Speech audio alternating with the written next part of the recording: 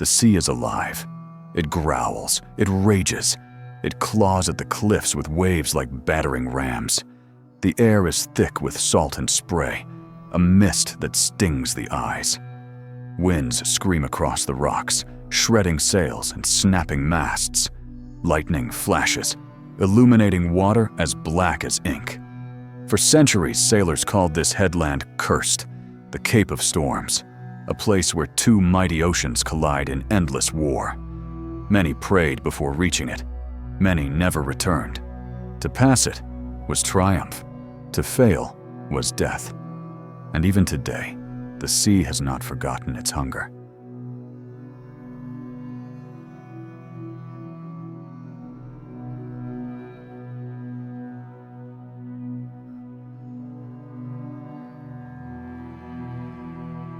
The Cape of Good Hope lies at Africa's southern tip.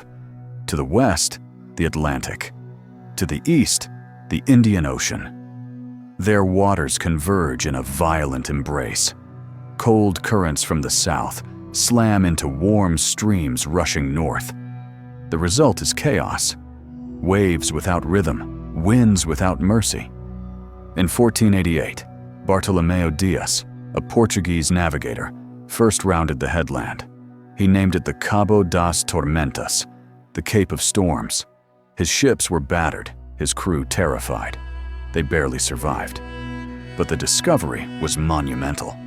For the first time, Europeans had found a sea passage around Africa toward Asia. Back in Lisbon, King John II renamed it the Cape of Good Hope.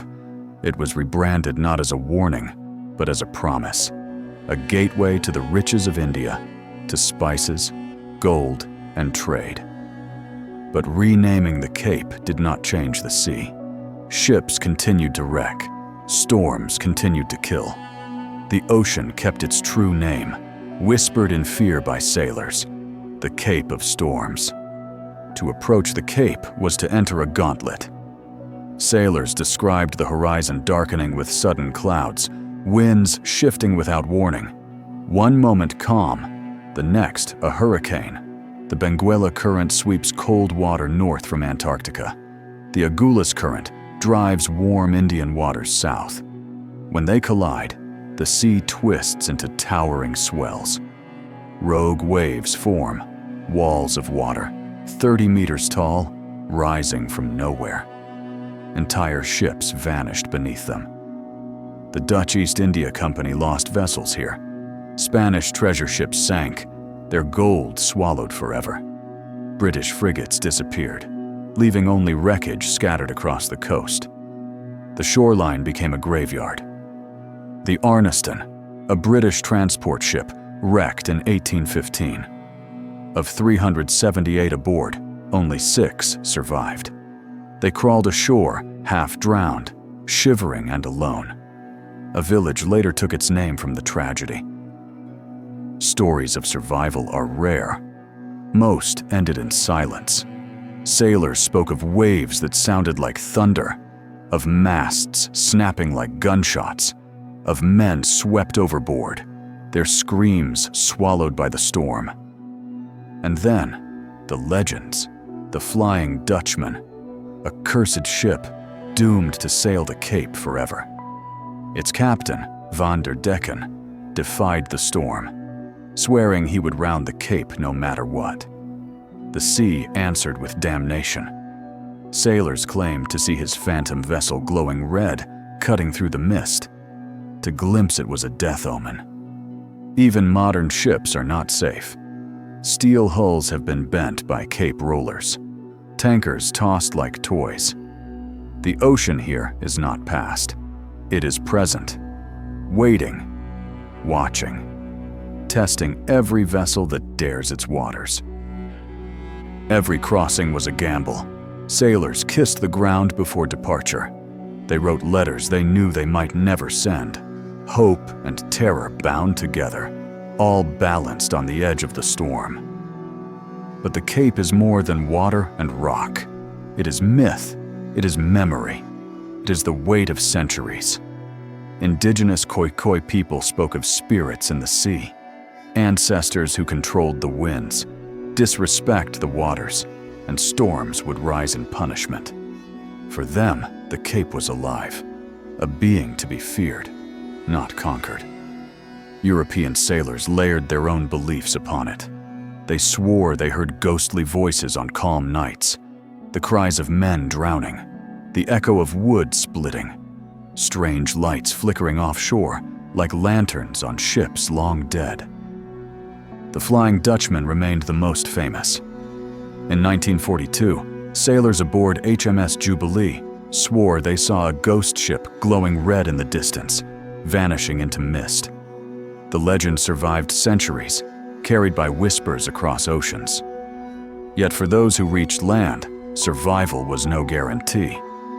Shipwrecked men faced cliffs like knives, no fresh water, no food. Some staggered inland, desperate for rescue. Many never found it. The Cape claimed them, on sea and on land. The Cape became not just a geographic point, but a liminal space, between life and death, between history and myth, between human ambition and the raw power of nature. To stand here was to stand in both worlds at once. Midnight. The storm is at its peak. The ship pitches violently, climbing mountains of water, only to crash into valleys of foam. The wind howls like a living beast. Rain lashes the deck. Men scream commands, but their voices vanish into chaos.